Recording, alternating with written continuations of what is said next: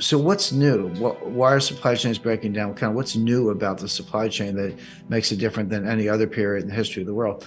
And what's new were two things, and they arose around 1989. The first was you had a combination of increased computing power, algorithms, artificial intelligence, better data collection, so a new model. So you suddenly had the computational telecommunications and data and mathematical tools to be a lot more sophisticated about how you handle the supply chain. But the second thing that happened at the same time was 1989, the fall of the Berlin Wall.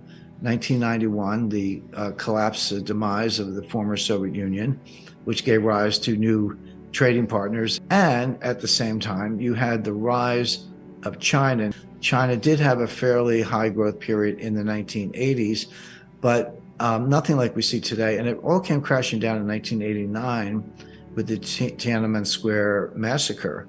And that really shut down U.S.-China relations, not fully, but there was no Western investment coming into China. The two countries were distant, and there was just a cold spell between U.S. and China. Well, that ended around 1992. Deng Xiaoping did what he called the Southern Tour, where he reaffirmed China's commitment to capitalist principles. They weren't overthrowing communism, but they were embracing capitalist market ideas. There was a thaw in U.S. relations, and then it was like, no holds barred. Then that's when the U.S. investment really did pour in. So all in a short period between 1989 and 1992, you had the fall of the Berlin Wall, the fall of the Soviet Union, new republics. China kind of re-enters the game, and all this was globalization. So now all of a sudden you had the science I described, computing and artificial intelligence and applied math,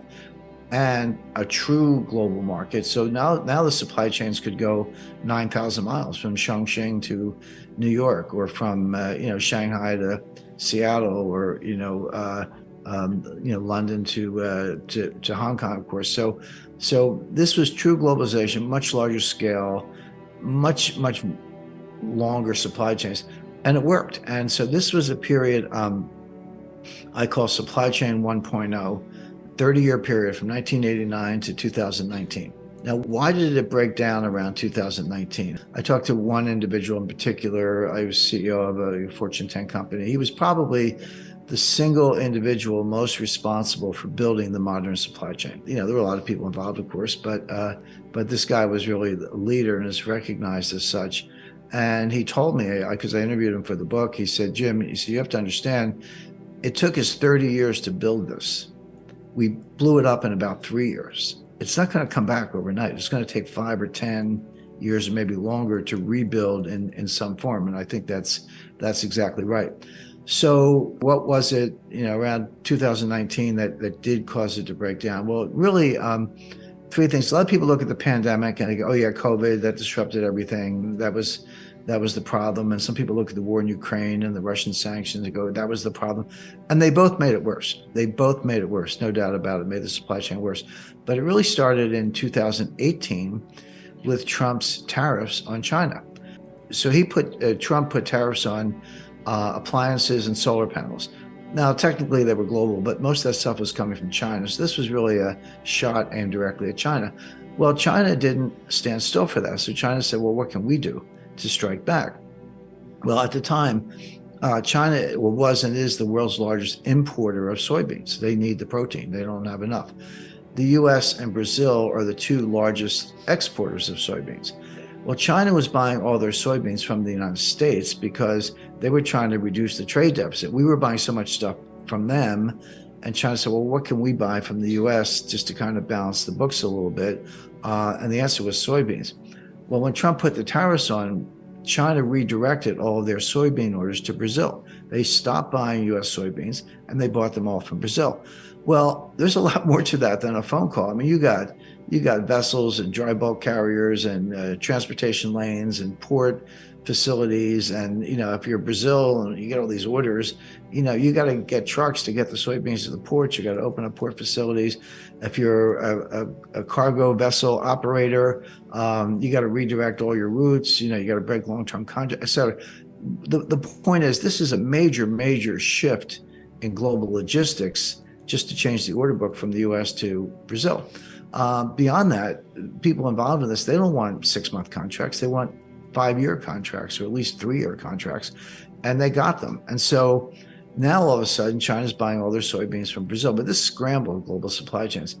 Now, what are the US farmers doing? We're still growing the soybeans. We can't sell them to China. Well, it turns out the Netherlands needed them. So, okay, we'll sell them to the Netherlands and distribute them to Europe, which they did. But once again, instead of Port of Los Angeles, you're using Port of Houston or Port Elizabeth near New York or whatever. And then this went on and on because Trump put more tariffs on to retaliate. China took more actions against the United States, canceled purchase. So, and it escalated from there. Now, again, COVID made it worse. The war in Ukraine made it worse. But it's very clear that that's where it started. So that's why I use 2019 as just, kind of an arbitrary date with a 30-year period of supply chain 1.0. Now we're getting to supply chain 2.0, but we're not there yet. We're in this like messy, in between, inefficient, muddling through period where things are broken, but they'll never be put back together the way they were, but we haven't sort of got the new vase, so to speak. We haven't produced or created the new model supply chain.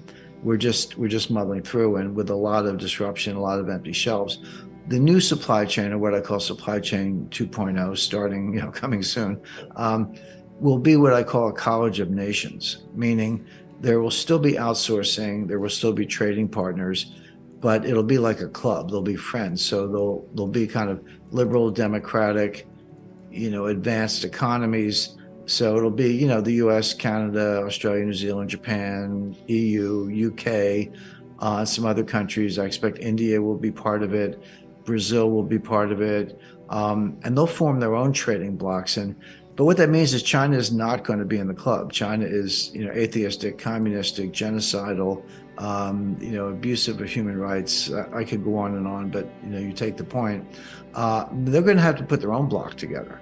And so you'll end up with a multi-block world. Maybe some countries like Brazil will trade with China and the US.